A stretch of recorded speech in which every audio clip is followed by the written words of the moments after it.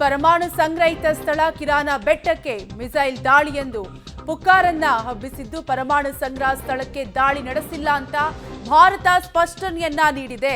ಈ ರೀತಿಯಾದಂತಹ ಸುಳ್ಳು ಸುದ್ದಿಗಳನ್ನ ಪಾಕಿಸ್ತಾನ ಹಬ್ಬಿಸ್ತಾನೆ ಇದೆ. ಕದನ ವಿರಾಮ ನಂತರ ಮತ್ತೆ ತನ್ನ ಕಳ್ಳ ನಾಟಕಗಳನ್ನ ಶುರು ಮಾಡಿದ್ದು ಭಾರತಕ್ಕೆ ಜಾಗತಿಕವಾಗಿ ಮಸಿ ಬಳಿಯುವಂತಹ ಕೆಲಸವನ್ನ ಮಾಡ್ತಾನೆ ಇದ್ದು. ಆದ್ರೆ ಇದೆಲ್ಲ ಸುಳ್ಳು ಅಂತ ಭಾರತ ಸ್ಪಷ್ಟನೆಯನ್ನ ನೀಡಿದ್ದೆ.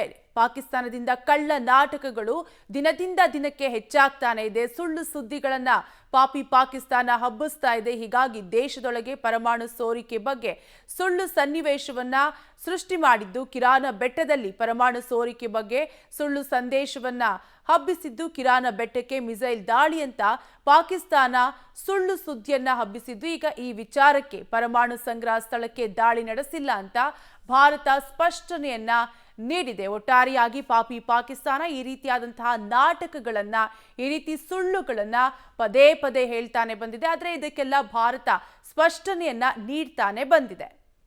ಪರಮಾಣು ಸೋರಿಕೆ ವದಂತಿ ಪಾಕ್ ಕಳ್ಳಾಟದ ಬಗ್ಗೆ ಭಾರತ ಸ್ಪಷ್ಟನೆಯನ್ನ ನೀಡಿದ್ದು ಭಾರತದ ಎದುರು ಸೋತ ಹತಾಶೆಗೆ ಪ್ರತೀಕಾರದ ಯತ್ನವನ್ನ ಮಾಡ್ತಾನೆ ಇದೆ. ಭಾರತದ ಎದುರು ಈಗಾಗಲೇ ಪಾಕಿಸ್ತಾನ ಸೋತು ಸುಣ್ಣವಾಗಿದ್ದು ಇದರ ಹತಾಶೆಗೆ ಸುಳ್ಳು ಸುದ್ದಿಗಳನ್ನ ಹಬ್ಬಿಸ್ತಾನೆ ಇದೆ. ಪರಮಾಣು ಸೋರಿಕೆ ವದಂತಿ ಮೂಲಕ ಅನುಕಂಪ ಅಸ್ತ್ರವನ್ನ ಪ್ರಯೋಗಿಸ್ತಾ ಇದೆ. ಪಾಕಿಸ್ತಾನ ಪರಮಾಣು ಸೋರಿಕೆ ವದಂತಿ ಮೂಲಕ ಅನುಕಂಪದ ಅಸ್ತ್ರಗಳನ್ನ ಪ್ರಯೋಗ ಮಾಡ್ತಾ ಇದ್ದು. ಆದ್ರೆ ಪಾಕಿಸ್ತಾನದ ಕಳ್ಳಾಟಗಳಿಗೆ ಭಾರತ ಈಗಾಗಲೇ ಸ್ಪಷ್ಟನೆಯನ್ನ ನೀಡಿದೆ. ಭಾರತದ ಹೆಸರನ್ನ ಜಾಗತಿಕವಾಗಿ ಕೆಡಿಸುವ ಉದ್ದೇಶ ಪಾಕಿಸ್ತಾನಕ್ಕೆ ಇದೆ. ಈ ಹಿಂದೆ ಕೂಡ ಇದೇ ರೀತಿಯಾದಂತಹ ಕಳ್ಳ ನಾಟಕಗಳನ್ನ ಪಾಕಿಸ್ತಾನ ಮಾಡ್ತಾನೆ ಇದ್ದು ಮತ್ತೆ ಕೂಡ ಅನುಕಂಪದ ಅಸ್ತ್ರವನ್ನ ಪಾಕಿಸ್ತಾನ ಪ್ರಯೋಗಿಸ್ತಾ ಇದೆ.